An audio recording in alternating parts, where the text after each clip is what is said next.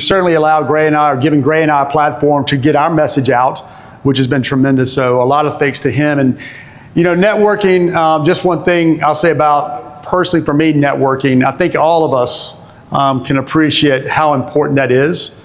Don't hesitate to go up to somebody and start chatting, especially in a situation like this. We all, our underlying mission, everybody in this room, everybody at this conference, is to help the people we work with. Get people living healthier, happier, meeting their goals. So no matter who you want to talk to, who you're interested in meeting, go up and chat with them. I mean, you never know what's going to happen. I've got a son right now that's a freshman in college, and that's all I'm telling him. Meet people. No matter who it is, you got to meet people. That's what's going to get you to the next step. Yeah, go make good grades. Don't screw up. Don't party all the time, blah, blah, blah. But creating that network of people that you can call upon, that meet you, that know you, is huge. It's certainly allowed Gray and I to be able to get across and teach FMS all over the world now in like 25 different languages. It was a lot of other people other than Gray and I that allowed us to do that. So definitely take advantage of that. And then with social media today, you know, we can argue good, bad, indifferent. Bottom line is it's here. We got to deal with it. But it's certainly this type of live interaction, shaking somebody's hand, there's nothing like that. Looking somebody in the eye and talking to them, it's powerful. And if you got younger kids, like I've got younger kids, I'm very lucky. They look people in the eye. We're losing that. I don't want to get off on that. Let me get back on this. All right, so thank you for joining me for the next hour and 15 minutes or so. What I'm going to get into is hopefully giving you a little insight in how to better prescribe what we call functional exercise. But I think it's important for me to maybe try to get us all on the same playing field when we want to define what functional exercise is. Because I think we could all debate that in general. What is functional exercise? Is it mimicking what you do? So for example, there are a lot of things out there that say, okay, I want you to do a functional exercise. Here's a baseball, let's strap a band to it and let's mimic your throw. Here's a soccer ball, let's strap a band to it and let's do functional exercise of you kicking. Is that functional exercise? Maybe. Is functional exercise basically trying to use the entire body so that you are basically doing kind of what we do functionally throughout the day? Is that functional exercise? Meaning squatting, lunging, pushing, pulling. I think most of us would say, yeah, that's probably functional exercise. Is a bicep curl a functional exercise? Is knee extensions? Sit down, extend your knee. Is that a functional exercise? That's where it gets a little complicated. If you have an individual you're working with and they come in and tell you, I want bigger biceps, what's an exercise that's going to give him bigger biceps? Bicep curls. So in that example, would you say that's functional exercise? I would. What's the goal? Ultimately, what is the goal you're trying to accomplish? And if it helps you achieve that goal, I would argue, well, that's pretty functional. If jumping up and down on one foot chewing gum allows you to have a better 40 time, you know what I'm going to have somebody do? Jump up and down on one foot, chewing gum, and run their 40. Bench press. Is that a functional exercise? It is if you're getting ready to get an NFL combine. We can argue whether it's a good exercise for an NFL player or not. But the fact is, I grew up professionally working with high school athletes. You know the one exercise I was never going to get them not doing? Bench press. Okay, that's fine. I don't care what I tell you, they're going to bench press. You need to stop benching. Never, and I said that maybe once. And I go in the weight room and there they are benching. Like, all right, let's just work around this. So I think we got to look at it maybe a little different. I want to hopefully give you some insight in how we can prescribe it and how you think. You walk out of here thinking a little bit different, I think I've done my job. If you walk out of here saying, oh, that's a cool exercise, great. But that's not really what I'm hoping to accomplish. I'm hoping I'm getting you thinking a little bit differently about how you build your programs and what you consider when you work with the people you work with. That's my main objective today. So my first question is, what do you do with this person? What goes through your head? This is real. I'm going to show you a lot of examples today. A lot, I don't know, 5 or 6. Shit, I guess that's a lot. That's about, he's probably 14. Ah, crap, it's supposed to loop.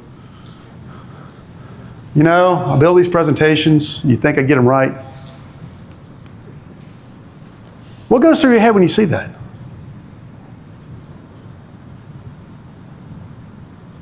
Is that good? Nope. All right, perfect. We all agree that's not good. That's not what should be. A 14-year-old should be able to do better than that. We agree? Yes. What else? What else goes through your mind? We know it's not good. He's coming in wanting to work out. Does it hurt?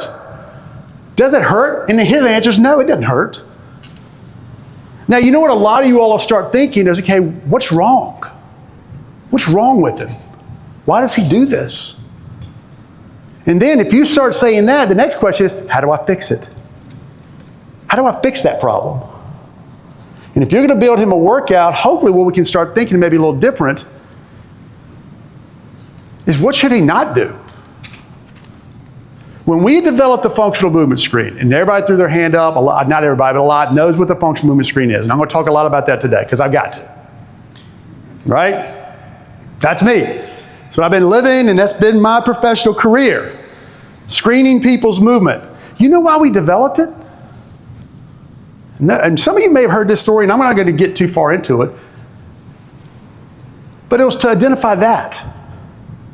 And not to necessarily give you exercises to fix it.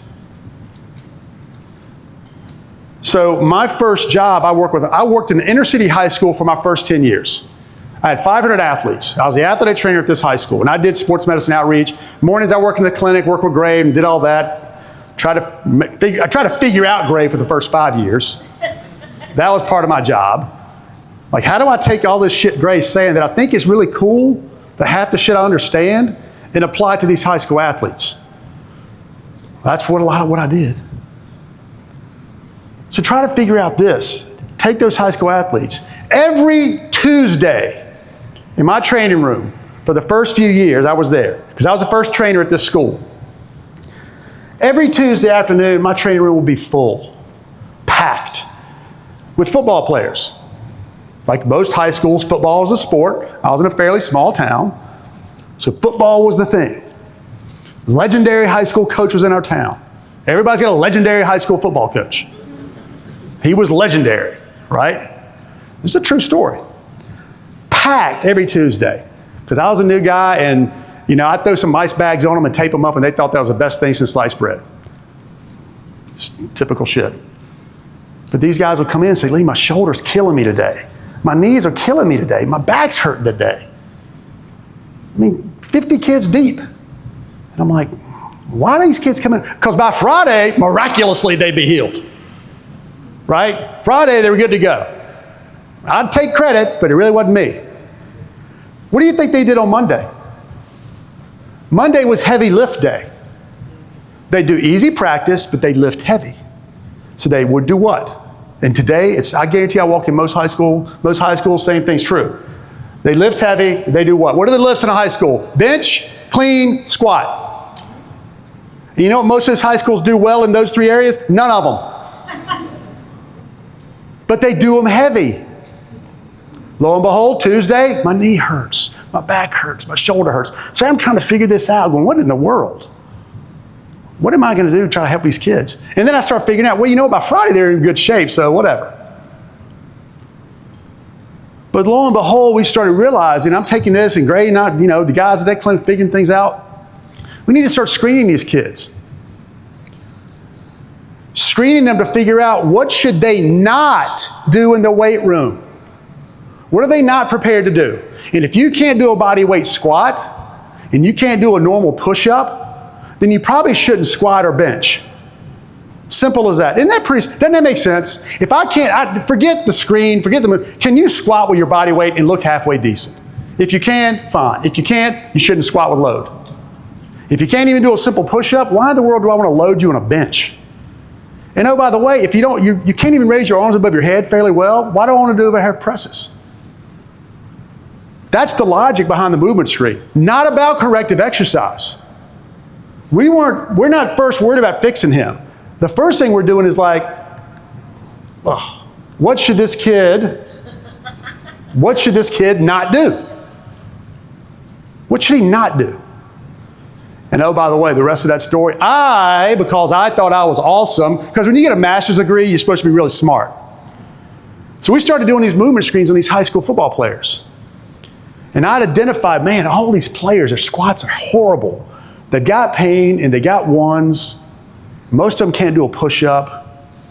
I bebop in that weight room, and the legendary coach, I say, listen, these kids shouldn't be lifting, shouldn't be squatting. These kids over here shouldn't be benching. And typically, they were the better players. How well do you think that went?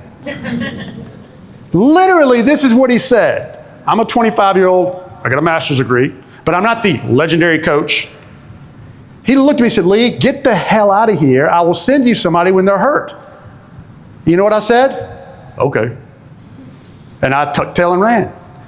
But it taught me a good lesson. A better option will be stand my ground on not squatting. But the kids still need to lift and get strong. So what's something else they could do? And that's the philosophy. All right, if I'm going to take these things away from you, I still need to give you something else. Listen, we got to fix the problem. What does this guy need? Same thing. An older person versus a younger person, neither one of them can touch their toes. They both have issues. What are you going to do for him? Man, that big hump on his back, a lot of you guys think, man, look at that. That's bad. It is. Still can't touch his toes. Is that his problem? Because now a lot of you guys are thinking, okay, what is going on? Is it his back? Is it his hips? This kid, clicker's not working. This kid, what do you think his issue is? 14-year-old. What's a 14-year-old going through? Puberty. He's toned up. A lot of tone. Doesn't mean the muscles are tight. They feel tight, but as soon as he starts bending over, what do you see him do? Kind of moves himself a little bit. So what is his hamstrings doing? His hamstrings are turning on to do what? Stop him so he doesn't face plant. His hamstrings are turning on so he doesn't face plant. They are actually a parking brake, which is what they're designed to do if you've got a motor control problem. So he's more like he has a motor control problem that he's not syncing himself up right. And you know what? When you're going through puberty, you're all out of whack. But this guy, oh my God, this is going to drive me bananas. I'm going to have to switch that up. But this guy may be something different. He may be a back problem. That's why it's hard. I'm going to apologize for this. That's why it's hard to say, well, let's do this and this. When really what we should be thinking initially is let's not do this. What are some things we should not do with this individual is what we need to start thinking about. You know what I should not do? Wait till a lecture to try to figure out my clicker doesn't work. So it goes through this process. And if you heard Gray talk, Gray spoke about this, but I do a better job. First, protect. What does that mean? Remove the things or obstacles that are going to be barriers that they're not ready to do. And we could take that approach on anything. Protect you. What does that mean? Kid who looks like this, you know what he should not be doing? Deadlifting. The last thing this kid should do is a deadlift. Now, what about a squat? I don't know. I would need to see him squat. But the first thing I'm going to tell this kid, hey, deadlifts are off the table for right now. Because you don't have, and I wouldn't say this, so you're just not ready for it. But neurologically, motor control based, It's only going to make it worse. And it's going to set him up to have bigger problems. Same thing with the other guy, the older guy. Everybody should be deadlifting if you can at least touch your toes. Then we got to correct you. But think about this. Apply that, protect, correct to anything. Sleep's a big problem. It's the first thing you do for sleep. Protect. What does that mean? Remove certain things. Remove certain things that the person may be doing that's negatively impacting their sleep. You don't necessarily need to add stuff. How many people get on their phone before they sleep and look at their phone for an hour, 30 minutes, 20 minutes? The research is really good on this one, saying don't do that. Don't do that. That will help. But we got to correct you. But there's certain things we need to follow, certain methods. Is this going to help that kid with the toe touch problem? Because most people would say, okay, you limit a toe touch because what's that kid going to tell me? Lee, my hamstrings are really tight. And what's the normal thought process for most people in our profession? Oh, we got to stretch your hamstrings out. It's a hamstring problem. Well, what did I just tell you why he does that? He does that because the hamstrings turn on. And the hamstrings should be more relaxing. So the hamstrings are actually turning on and creating tension. So they feel tight. So when I go and try to do this, you know what he's going to do? He's going to fight me on it. And it's really much more of this issue and core issue, getting the timing, the sequencing right. Because when you would do a toe touch, what's the first thing you should do? And in lab, I know Chris told you guys to come here and not see me later today. But in lab, what we're going to do is we're going to go through some of these movement assessments.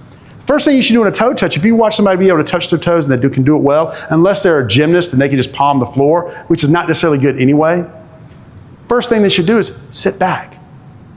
You should see a person hinge their hips and then flex their spine.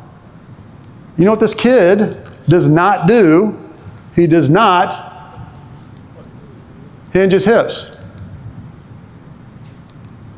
Watch it. He tries to, but watch it. Done. He don't want to sit back on it. He wants to lock those knees out. And you know what? When you see somebody lock their knees out, that's a false sense of stability. They're trying to use their joints to stabilize and not their muscles. Your knees should be kind of lax. When I say lax, just soft. And he locks them out. He goes right into what we call a high threshold strategy because he doesn't have the stability. I will guess if I laid him down, I could pull his hips up. His hip mobility is great, but I stand him up. Oh, whoa, that's way too much. It's like a baby that's got a big old bowling ball head trying to walk. They're all over the place. Well, puberty is not much different. It's not much different. So we got to correct you, but we want to follow a process. And that process goes right back to getting you on the ground and building you back up. And it's easier than you think. Get them on the ground. Get them to relax. First thing I get this kid is relax. Do some breathing. Decrease the tension. Decrease the tone. And now let's get into some sort of exercise. And we do that by decreasing the postural position. Because as we get you lower, as we take your center of gravity down lower to the ground, you know what your brain does? It has a little bit less stuff to deal with. I got a lot of stuff going on right here. I'm walking around, I'm moving, I'm doing all this. You get me down, half kneeling, quadruped. All right, my brain's less, okay, less I got to do here. So take them down a notch or two. And you'll be surprised how much that can help. But we got to fix it. When I say fix them, we have to develop them. Now it's really going, now it's going crazy. The clicker, that is. But we got to develop them. So, as soon as you get a toe touch, what's the best way to keep it? Use it. Do a deadlift. Because what is a deadlift really doing? It's making you hinge back, which is doing what to your hamstrings? It's stretching them. Stretch your hamstrings, and then you bend over, and then when you come back, the hamstring is working the way it's supposed to work. And if you can do that, and do that well, then you're going to be more likely to keep the toe touch. And that's just one example. But ultimately, We got to fix the problem. We've got to get you to where you want to get to. And what's the best way to do that? Figure out where you are. It's like a GPS.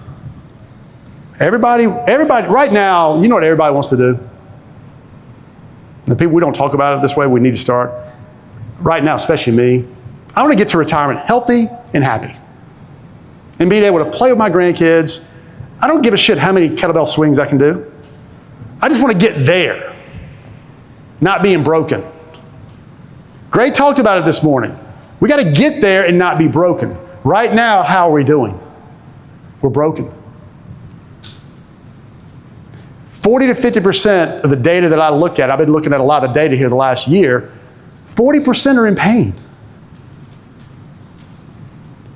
40 to 50% are in the high risk category. And that's everybody. And I'll talk about that data. But if we're going to know we want to get to that point, hey, listen, you think I want to be able to tell a 15-year-old high school athlete, oh, you want to get to retirement healthy and happy? Not going to happen. High school athlete, you want to be able to play Saturday or Friday? Then here, we got to know where you are right now. That's the goal, getting you ready to play Friday. I need to know where you are right now. You use a GPS, first thing you got to do is figure out where are you today. Because you know what happens every day? Shit changes. Every day. Stuff changes. And we can't control it. I had some PhD, because PhD guys are smart. I got one just because. I'm not going to say I'm smart. I'm smart enough to go to the smart people to help me.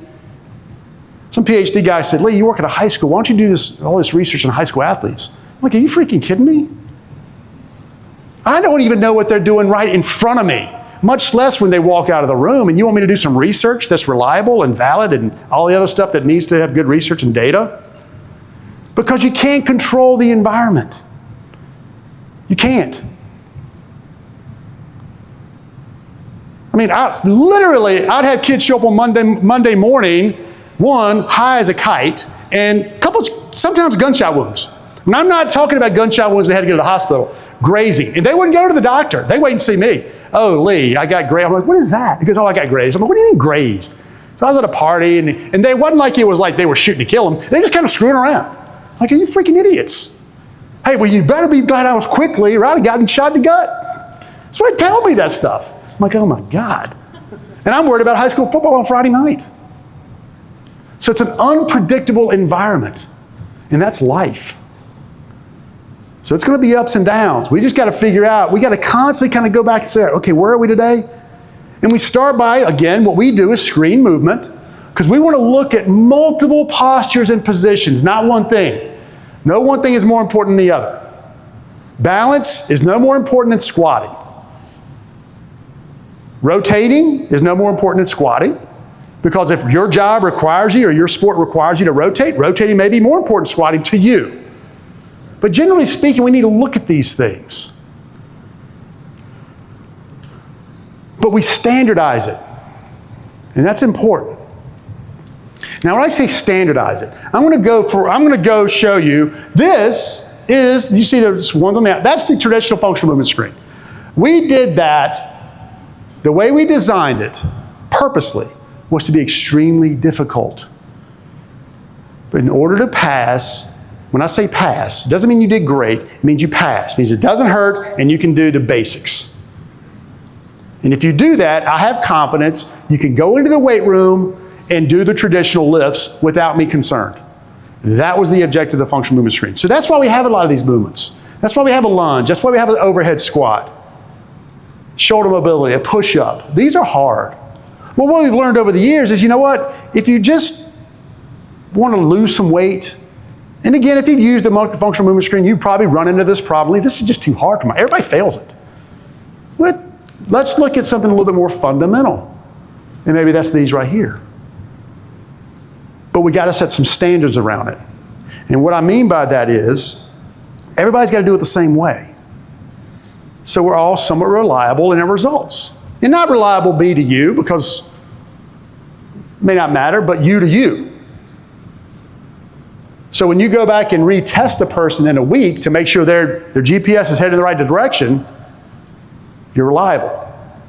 Do it the same way. So I ran across this image that said the FMS sucks because everybody does a squat the same way. And it literally was, it wasn't suck, it was like, why would anybody do an FMS or something like that?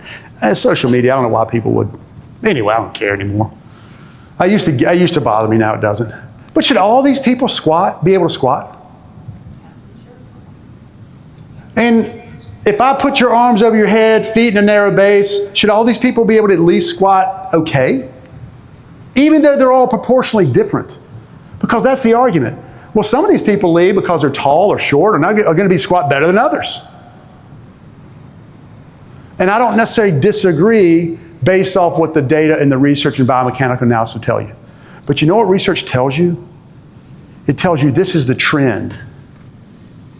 This is what likely may happen. You know what likely means? It doesn't mean it is the same thing for everybody. So should this person be able to squat as well as this person under certain parameters? Maybe not. Based off of, oh, my hips and femurs and this and that, my Q angles and all that other stuff, biomechanical people tell you, the person that made this post, that's what they'll say. And I wouldn't disagree that a lot of the research may say that. But that doesn't tell me if the person standing in front of me that day can do it, yes or no. Because I've personally movement screened guys in the NBA that are really, really tall that can squat ass to the ground, arms overhead. Did I expect them to do that? No. Did they do it? Yes. Because you don't know. And consider that when you start looking at research. Just don't throw just because you got somebody in front of you and they look overweight, extremely obese, don't think they can't squat. They might be able to. Don't think they can't get up and get down on the ground and get back up. They might be able to. So you got to confirm what they can or can't do. And that's all we want to be able to do. Can, can't, and does it hurt? Simple. Don't overthink it. You can overthink it when you're getting ready to figure out their workout. Here's the program I'm going to build for you. Then you really start putting your thinking cap on. But when you're taking somebody's blood pressure, are you really thinking? No. Can they do it? Can they not do it? And does it hurt?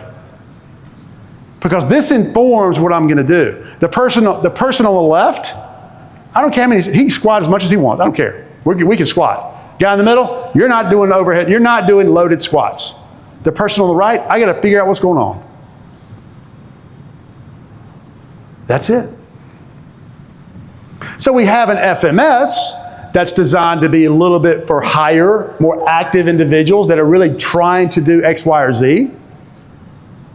In the last, we've been working on it a while. Gray keeps wanting to change things, typical Gray. We developed something that's a little bit more, I'd say easier, simple. Doesn't require a kit, a little easier to do. I can do it in about 3 minutes. Gives me pretty good information. And actually the research that we did, because research is good, the research we did, it's pretty reliable when compared to the FMS. Meaning, I can get close to the same results by doing this one as I can do an FMS. FMS is research, got tons of research, more than I even want to think about. Research on the FMS. I think last time I checked, over 500 research articles on the functional movement screen. And people still like, well, Lee, I don't know, what's research say? My God, it's 500 articles on it. Predominantly positive. Right now, there was a research article came out, believe it or not. Let me get back to this one. Not believe it or not. Out of all those movements, this is interesting. Literally, this was out about, I saw it like 3 or 4 weeks ago. Out of all those movements, which one relates to shoulder problems in baseball pitchers?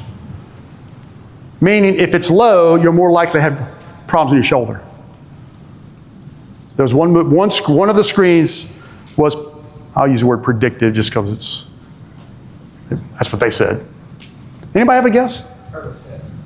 Okay, hurdle step's not a bad guess, because what we're seeing in baseball, some of the research we're doing, if you got bad balance, you more likely have shoulder problems. So but that's not what this one said. Something else. No on the balance. I can always make a good argument for the push-up, but nope, not on the push-up. Shoulder mobility, everybody say, well, shoulder mobility. Nope. Lunge, nope. Leg raise, nope. Right there.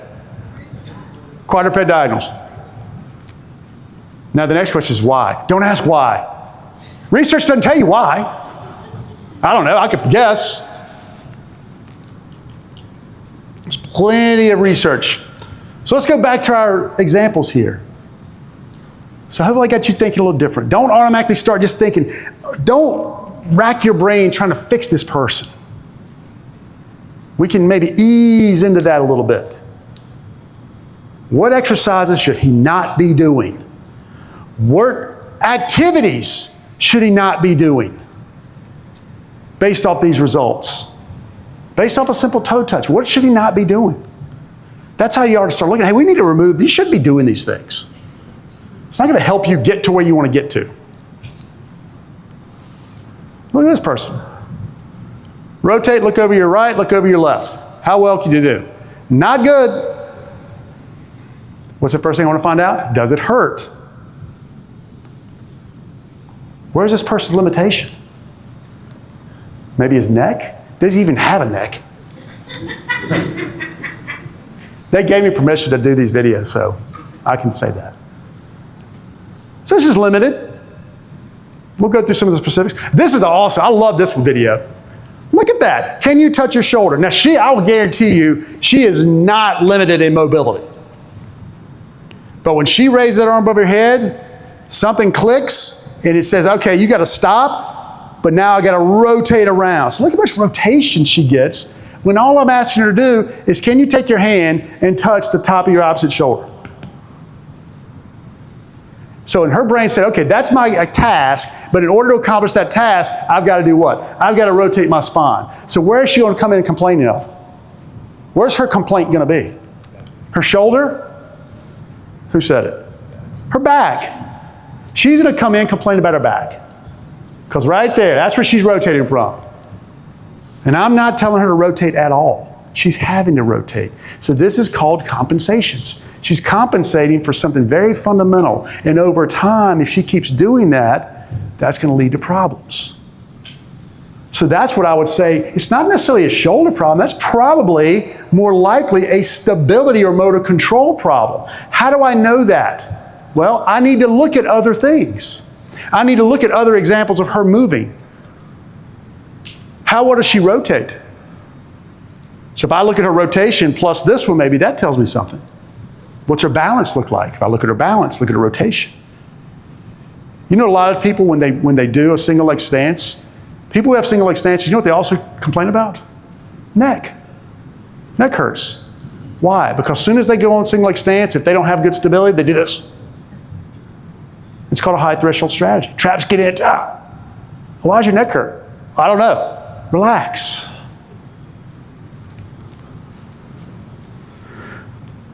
Pain has to be the first thing we need to consider. Now, over the years, when I would say this, I'd say pain's got to be evaluated, we got to get them out and see somebody, blah, blah, blah. People are like, raise your hand. Well, Lee, 90% of my clients are in pain. Am I supposed to refer them all out? No, that's not what I'm saying. You need to be aware, they need to be aware of what's going on, and you need to realize, and they need to realize, you're not going to be as successful as long as you have pain. Now, you got the skill set, you got the skills, you got somebody you can at least communicate with, great. When I say communicate with, maybe establish that relationship, but I'm going to go one step further, because we've learned a lot over the years. This is how pain was defined and how it's changed over the years. And I think this is really important, because this was 79, 2020. Pain science people. Unpleasant sensory emotional experience, sensory and emotional experience associated with the actual or potential tissue damage, or described in terms of such damage. Look at the difference now. Resembling that associated with. So now it went from an actual thing to maybe not an actual thing. No, hold on. This was actually, the diagnosis of this years ago was what? What? Fibromyalgia. Everybody heard fibromyalgia? It's like you hurt. but nobody knows where the pain's coming from. And then people would say, well, it's all in your head. Well, we gotten smarter. It's not all in your head. There's something else going on with that. Is that the next slide? Yeah. So now we got three kind of buckets that we as professionals need to start considering. This is what me in my world, as a sports medicine guy, typically deals with. Nociceptive. That's an actual pain. I sprained my ankle. I get hurt. I got arthritis. Something, you have tissue damage. That's this one. Now, what happens when you have tissue damage? Inflammation. Is inflammation good? Yes. You got to get the bad stuff out, and you got to get the good stuff in. What else happens? It's a little cycle. Pain, swelling. What's the last one? What? Who said it? Stiffness, which is also called spasm. So you roll your ankle, the muscle, you don't want to move your ankle anymore. Your brain is saying, don't let it move. So the muscles are spasming, and it's hurting to protect itself, right? It's there for protection. That's a good thing. Because I don't want to put weight on my foot if it's going to make it worse. So your brain does that. You know what also does that? Every joint of the body. Your back, you sprain your back, same thing. Swelling, spasm, inflammation, pain. Part of the problem is if we don't go through the right treatment, I don't even use rehab, training to get yourself back, your motor control system sticks with that one. And there's research in the back that says that. You sprain your back, if you don't get the right training, you're not going to get that back. You're going to stay in that, what we call high threshold state, where it's staying locked up. We need to break through that. But now neuropathic pain is neuropathy, nerve pain. Pain down your leg, you know, mess my neck up, get pain in my shoulder. So we got that one. This is the new one. Pain without a clear cause. And that goes to that more chronic. Sprained my ankle 10 years ago. Now I got pain in my knee, pain in my back, pain everywhere. Your system has kind of gone haywire. So we got this person right here who's got some pain in their shoulder. Now I know some of you may or may not know the movement screen, but we score you just for a little refresher, 0 to 3. 3 means you can, 3 means you do exactly what we want, 2 means you can, 1 means you can't, 0 means it hurts. Can, can't. If you get a 3, great, that's not really my concern. I'm not concerned about that. I'm concerned of how bad you do, not how good you do. My job is to get you better. Somebody walks in the door and is running a 4.340, and they tell me they want to get faster. I'm like, damn, I don't know what I'm going to do for you, buddy. That's not my wheelhouse. Somebody coming running at a 5.5, I'm licking my chops. That's easy. Somebody like this, not bad. Shoulder hurts a little bit, but look at other things. This is why it's important to look at multiple patterns, because the shoulder hurts. What other tests up there that you see stress the shoulder? And what I'm trying to get to, is the shoulder a big problem, even though it hurts? We do a squat test, arms overhead. Hurdle step, not much. Lunge test, we put the arms in a reciprocal pattern. Shoulder mobility, we check your shoulder mobility. Leg raise your leg up. Push up, rotator stability. How many of those tests stress the shoulder? Take a guess. Throw numbers out there. We're all friends here. 1. He's wrong, but thank you for guessing. 2, 4, 3. Does the push-up stress the shoulder? How I define it? I was backwards. All right, I wouldn't disagree, all of them.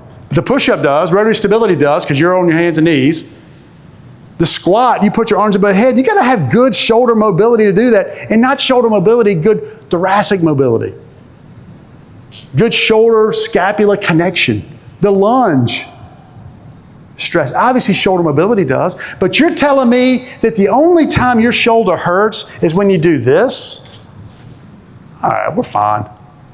You're not fine, but it's not a big deal. Because if your shoulder was a problem, how many of those tests would be a problem? You better believe the push-up would be a problem. This individual's got a 3 on the push-up. Means they can get down on the ground, push themselves off the ground. That stresses the shoulder. So I feel like the shoulder's pretty solid. You know what it also tells me? It's not a stability problem in the shoulder. What is it? It's a mobility problem in the shoulder. Because I collectively look at all that information. That's why if you're only looking at an overhead deep squat, that's like a needle in my side. Yeah, Lee, I like you guys' movement screen, but I only look at overhead deep squat. I'm like, well, then you're not doing a movement screen. You're doing a movement test. If you're only looking at one. For me to make an informed decision, I need to get all this information. Because this person's, when they do this, a little clearing test, it hurts their shoulder. Okay, but it doesn't hurt your shoulder when you do a push-up, when you do a lunge, and you have your squat, and all that. It doesn't hurt. Okay, might have a little trigger point, might have a little something, but we can deal with that. But then you got this person. Bam, bam. Shoulder hurts, squat hurts, leg raise hurts, everything hurts. Now this is a person who's got some problems. This is the person you need to figure out what's going on. Because this may not be a movement-related problem. This may be something else going on. And little did I know what I know now. I get high school athletes looking like this sometimes. And everything hurts. And if you've ever dealt with high school athletes, they're nuts. They can be nuts. Good, bad, indifferent. Case in point. And I can't believe we'll share this story. It's been a long time now, I'll share it. I had a girl that was 7 months pregnant playing basketball. I couldn't tell. They're on me like, Lee, how'd you know? I said, how was I supposed to know? She basically got a jersey was too big, playing basketball. They're freaking nuts. Playing basketball 7 months pregnant. How did I know she was 7 months pregnant? Because she had a baby after the season 2 months later. It's the only reason we know. Nuts. All of this has got to be considered. And this is probably the biggest thing we've learned the last probably 10 years, because we've been trying to put this little package together for a long time. Because if you've got poor movement, what's driving poor movement? You got a lot of pain, what's driving that? It may be lifestyle, stress, sleep, all these other things you got going on. And now, we know more than ever, stress, anxiety is impacting, based off the data that we have, because I've got about 10,000 people that have gone through this little screen, 10 to 15% trigger behavioral health to a point there at Suicide Watch. 10 to 15%. We did it with a Division I school as a pilot project. We did it with our baseball team. 10% of the players triggered behavioral health to where they needed significant counseling. It's a problem. Body comp, sleep, nutrition, all this. We got to think about all of it. Because again, when you get somebody that looks like this, where do you start? What did I say? Protect, correct, develop. Protect. What are the things going on that may be creating some of these problems? You need to have the conversation. High anxiety, a lot of stress. A lot of stress in the life can negatively impact all these things. You know what could also cause a lot of stress in your life? Pain. Pain with some of those issues. So we know right now, 75%, when I pulled like 940. Why 940? I don't know. I just went in there and pulled a bunch of data. But it's holding true. This data is holding true. And you know what's funny? Some of you, anybody came here last year and heard Gray and I speak at this thing? And we took everybody through that little test.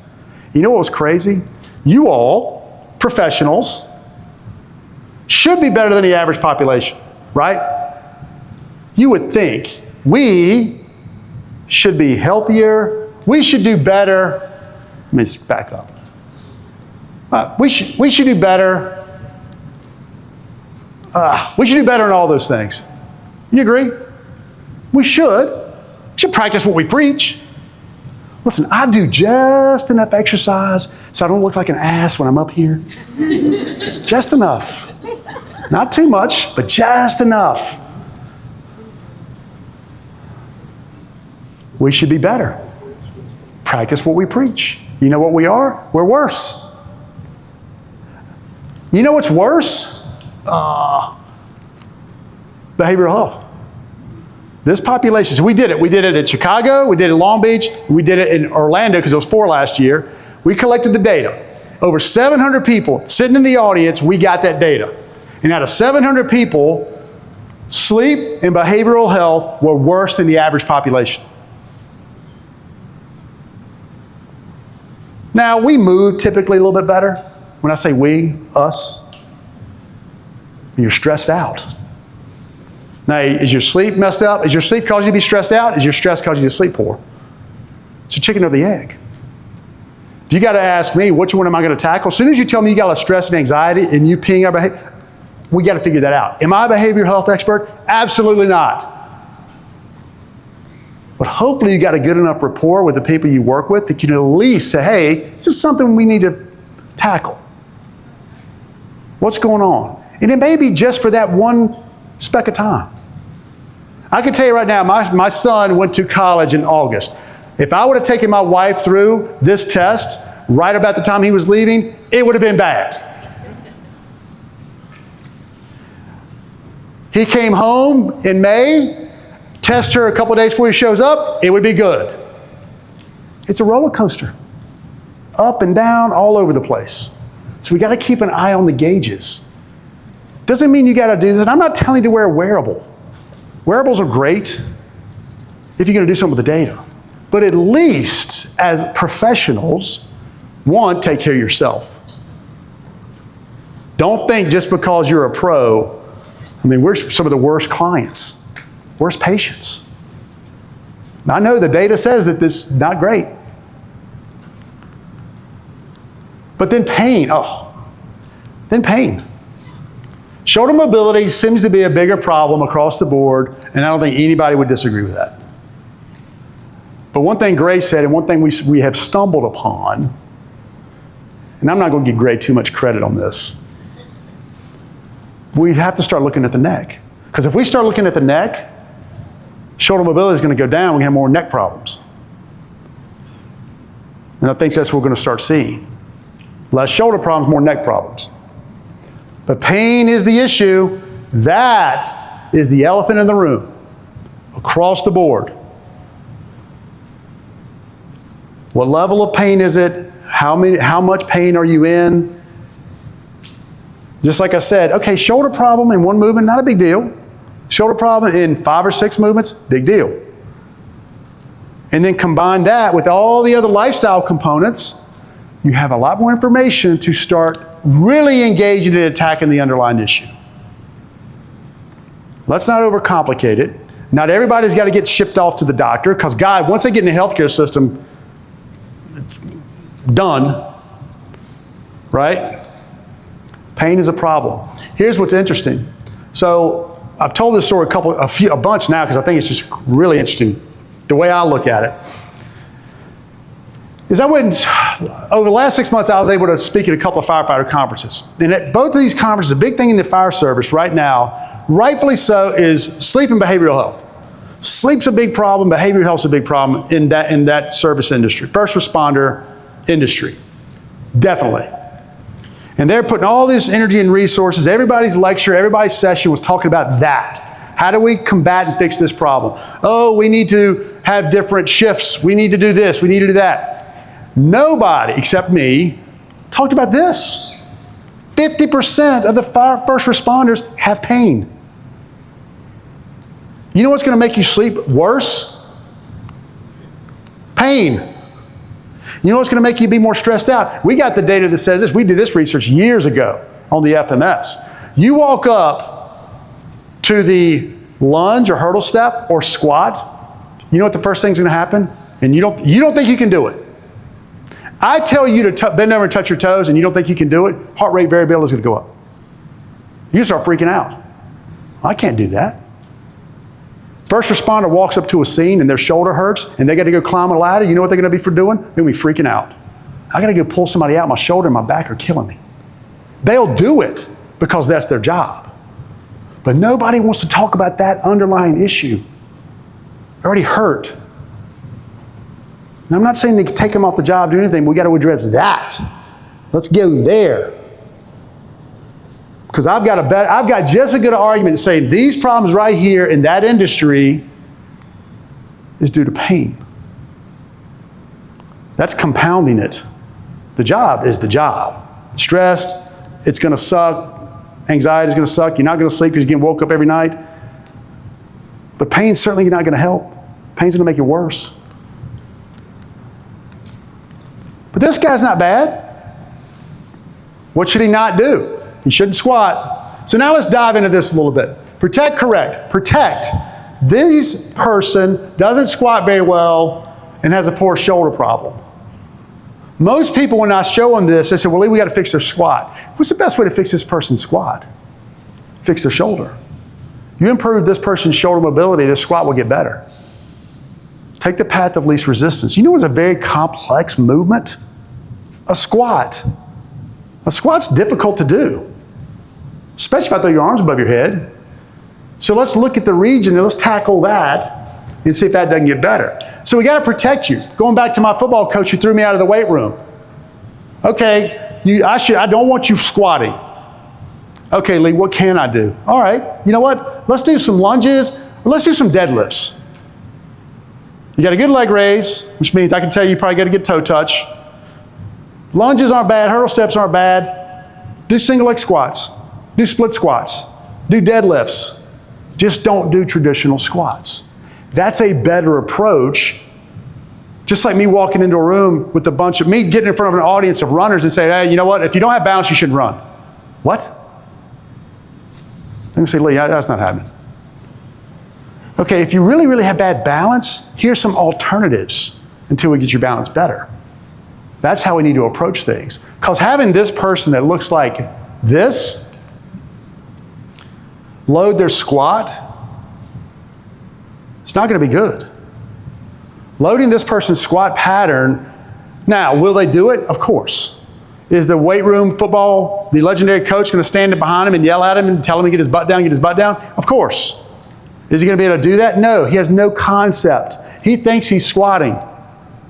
He's literally, well, Lee, how was that? Well, it wasn't good. Really? Really wasn't good? No. Then the question is, well, Lee, what's the problem? Well, I just showed you. If I go back to this information, what is not bad?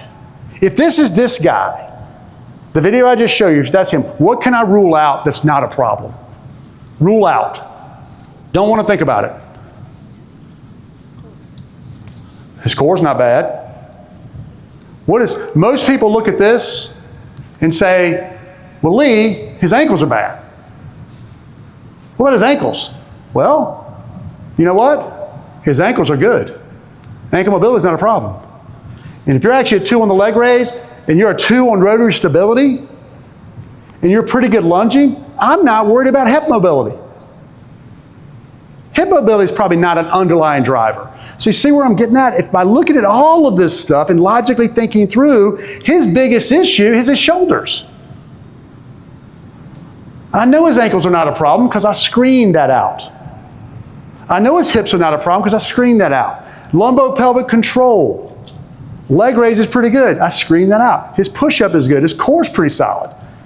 He's got terrible upper body mobility, which could be driving a squat pattern problem because of where the lats and everything attach, and it's a lumbopelvic issue, the way it does all blah, blah, blah, blah, blah. Work on his shoulders, check his squat. The protect is what? What's the 3 steps? Protect, don't let him load a squat pattern. You want to lift? Do deadlifts. And if you do the deadlifts right, you know what that should help reinforce? Good shoulder mobility. We do shoulder mobility, get him doing a good deadlift, he should have good thoracic extension, not extension, but let's say neutral. He should be able to maintain that. So we're strengthening his legs up, which he's actually a Division I basketball player, which deadlifts might be better anyway.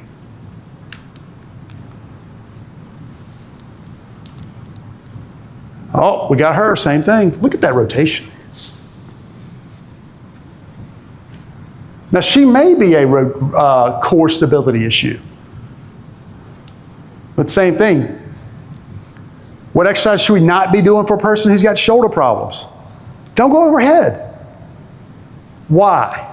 Well, Lee, they got, what about they got mobility? They want Lee, I've got to go overhead. Okay, but I know where they're going to end up. You're going to end up in my room with your back hurting. Because somebody who doesn't have good shoulder mobility, what are they not going to do? First thing you should do when I raise my arm above my head, what's the first thing? Proper sequencing should say, first thing I should do to raise my arm up, stand up straight. That's the right sequence. And EMG studies will say, as soon as your arm starts to move, as soon as your deltoid starts raising your arm up, sends a signal here to engage. Engage this, stand up straight, raise your arm up. Somebody who's got poor shoulder mobility, the first move they'll make, when I say raise your arm up, I say, I want you to raise your arm over your head. They'll take their head down to get their arm over their head by flexing their head. So they'll do this. It's poor timing, poor sequencing. What does that mean? So when you try to go overhead, you're going to already be in poor posture. But when you get here, you're going to do it. And what's two compensatory patterns someone will do with poor shoulder mobility? They'll either come in with impingement pain or back pain. Because when I start raising my arm up, I should do this. Now, if you know anything about biomechanics, which I forgot years ago, when my arm gets about right here, what should happen? My scapula should kind of get out of the way to let my arm go up so I don't rub the rotator cuff and the little bursa that's in there, to let it get out of the way so my arm can go on up. But let's say my shoulder's like this. Can I get my arm above my head? Yes. I can raise my arm up even with my shoulder in poor position. But what does that do? It closes that space down and creates pain. It creates irritation. And then what we typically do about that irritation? We bitch and complain about it. We pop some Advil.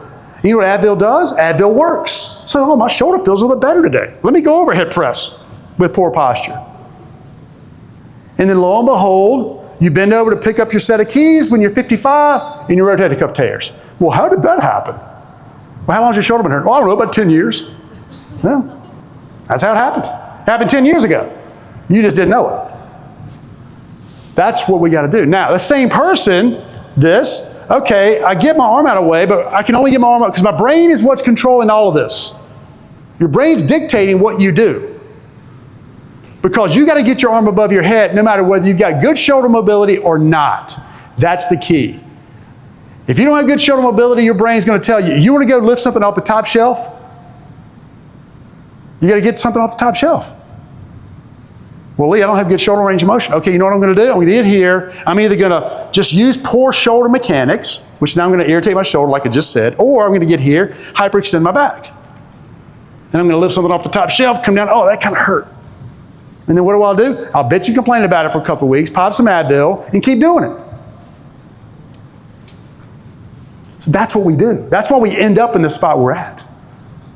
So the first thing is, don't let them do those exercises that they're not prepared for. Get them prepared for them. Because ultimately, I want the person lifting overhead. But if they can't squat, don't make them squat.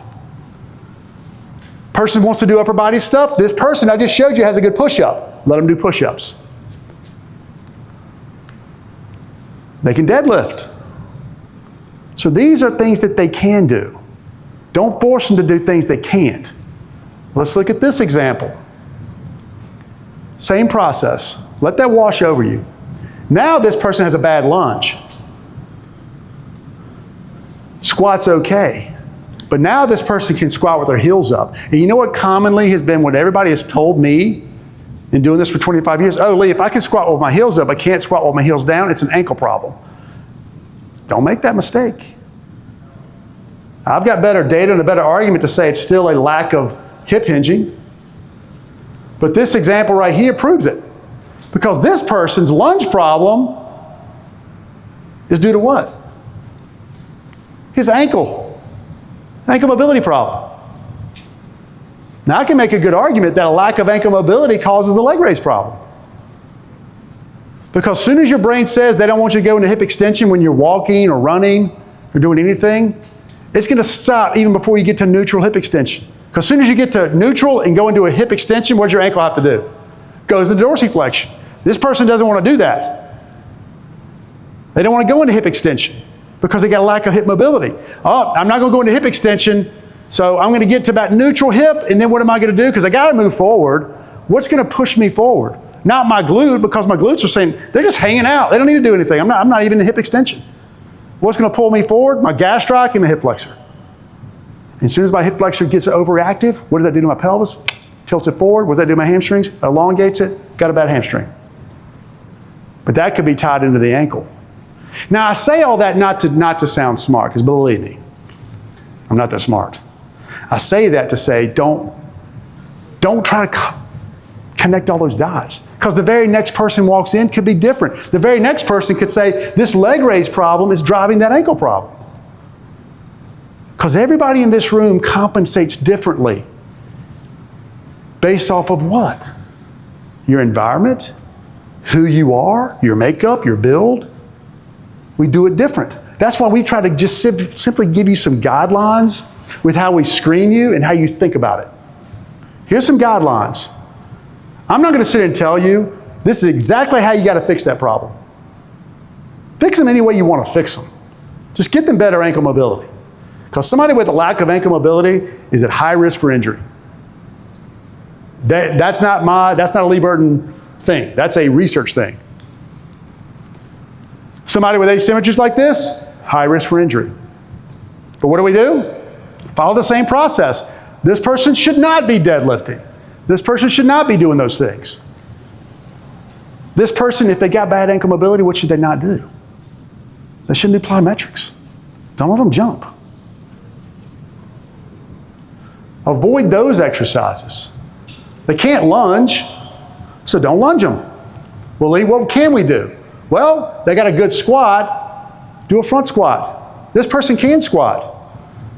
Well, Lee, what about the ankle? Well, we stress the ankle, but if I'm going to have you squat, what am I going to do to your feet? I'm going to turn them out. Get you in a more traditional squat pattern. And by doing a front squat, what does that do? Basically, a front squat is like giving you a heel lift. Because a heel lift does what? It pitches you forward. And what's your brain then do? Because your brain wants to create balance. So now I'm up on my heels. I'm off balance. What's the best way to get me on balance? To sit my butt back. Now I'm balanced. So that's why a heel lift works. Because it forces you to hinge your hips. Push-ups good. There's your upper body. Just don't go overhead. All I said is you need to avoid overhead with a person's a 1. There are 3 on the push-up. Let them do pushes. Lee, I've got to do my upper body work. Okay, great. Let's get you in half kneeling. Why half kneeling? Because your lunge is bad. So if I get you in half kneeling and do forward presses, that's going to work your upper body and it's going to help get your hips better aligned. Until we get, well, this person's got decent shoulder mobility, do overhead stuff. But the process we want to follow, so all of that information I just talked about is protect, but also give you ideas on how to take all this information and put together a workout plan. Don't do what I did 20-some years ago and go into the weight room and get yelled at to get out because I said stop doing this exercise. You got an alternative. If you can tell the person they shouldn't do overhead presses, can they do forward presses? Just don't go overhead as an option. Can they do push-ups? Crap, you can make a whole workout on push-ups. Right? But if we're going to fix somebody, you want to take that person who's got a poor toe touch, start them on the ground. Spine supported. Because once you get the spine supported,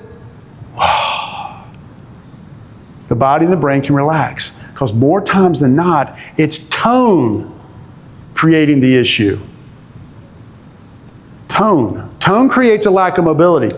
And sometimes the better way to fix that is to relax, breathe, and then you'll be surprised just how much breathing on the ground can help somebody move a little bit better. So get them on the ground. Support the spine. We got a lot of different exercises, different things you can do. Just follow this progression. And where do we get this progression? From nature. Every one of us in this room learned to move, not by standing, Biggest question I've gotten 25 years of doing this is, Lee, my squat's bad. How do I fix it? You know how you fix a squat? Get on the ground and crawl. Get on the ground and just do quadruped rocks. And then stand up. What do I do now? Get back down and do that 5 times. Then try to squat. Your squat will be better. More times than not. Just going to take you back to the roots of where we learn to move, on the ground. Babies then learn to squat by standing. Babies learn to squat by standing up. Think about that. And we follow the same thing. So what comes after on being on the ground? Crawling. Suspended spine. So now we get the spine suspended. And this is just a little progression. You know, if you were in Gray's lecture, he called them flows. That's all he's talking about. He's working you through these little, what he calls flows, whatever. It's 3 or 4 exercises. Call them whatever you want. But it does something here, here, and here. 4 exercises. You want to work on shoulder mobility? Well, let's get you here and let's sync your breath with rotation. Let's see how you do. Shoulder mobility, now we get you stacked. Now we're getting your spine vertical. As soon as I get you vertical, man, your brain is going, oh, wow, this is weird. Because the more I progress you, the easier it is to compensate around the problem. And that's why it's hard to see some of the problems.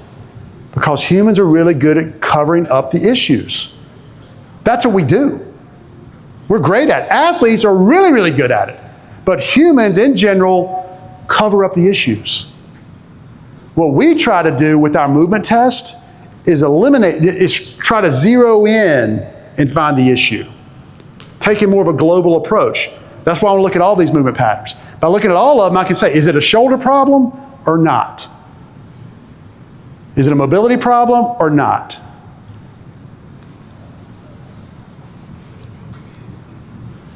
And then standing up, touching your toes, doing something, putting it all together. And this is about a little 5 to 10 minute thing. It's about figuring out, 1, what the problem is, avoid the exercises. Because if I get you moving well, then maybe we can load you. If I get a person who got a poor leg raise and a poor toe touch, if I can take you through the little series and get you touching your toes better, then maybe we can deadlift you that day. It may take longer, it may take not as long.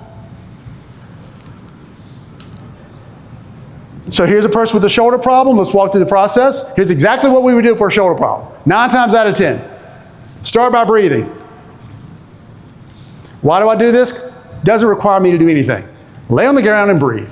I'm going to give you some little things you should be thinking about, but just relax. Breathe. And I want to give you something. I want to give you the recipe that you can take and do on your own a lot. I'm going to try to avoid giving you equipment because I want you doing this on your own. When you show up to see me, we got to get after it. You're paying me to do stuff. You're not paying me to watch you breathe. I want you to do this on your own. All this stuff. There's my supported spine stuff. This is for a shoulder problem. Now, if I've got a shoulder and a squat problem, this is what I do. I do the one on the right. Spine suspended. Oh. So I'm working on rotation here, obviously, but here I'm rocking back, working on the squat pattern, and now I'm going to work on upper body mobility. And these aren't, I mean, somebody said, well, Lee, you know what that exercise is called? I don't even know what it's called. All I know is it works. I think it's a yoga move. Somebody tell me what this is called. Yeah, thread the needle. It's like, Lee, what do you call that? Somebody said that on this group, Lee, you know that's called thread the needle. I'm like, okay. I think it works. But if you had a lunge pattern problem, we might do something a little different. Spread the hips out. But you got a squat problem, so let's keep the hips symmetrical. But it's spine supported. Now we do spine stacked. Now you have a squat problem, so we do a symmetrical base and we do some turns. If you had a lunge problem, we would split the hips out and do half kneeling. And then we get to standing. And we just work on now, we're working on getting your hips synced up with your upper body. And that's our little progression to work on shoulder mobility. And we'll do that 1 round, 2 rounds, we'll sync your breath. That's it. And then I'll see how much improvement you got, not just with the shoulder test. How much did your squat get better by going through this little routine? And if your squat got a lot better, you know what we'll do? We'll do front squats. Okay, we gotta load that now. You're better, so let's load it. Let's kind of connect the dots on that last little thing. And that's what I mean by putting all that together and focusing on the different foot positions. Think about the different foot positions you're in. Everything you do all day, every day is off of those 3 foot positions. Don't overcomplicate this. If you've got a problem in single leg stance, think about all the things you can do when they're with you. If you've got an athlete or a client that has a problem in single leg stance, work them in that position. Because they're always going to have a tendency to have a problem with balance. And I don't mean do everything single leg stance. Put one foot up on a table and do overhead presses. Do forward presses. I'm just going to try to load that. I'm just going to try to keep chipping away at that poor pattern as much as possible. So I'm going to try to pick whichever stance. This example, poor shoulder, poor squat, everything I'm going to have this person doing is going to be the symmetrical base.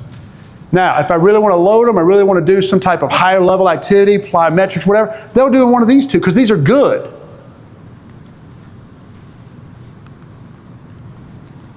But we got to load it.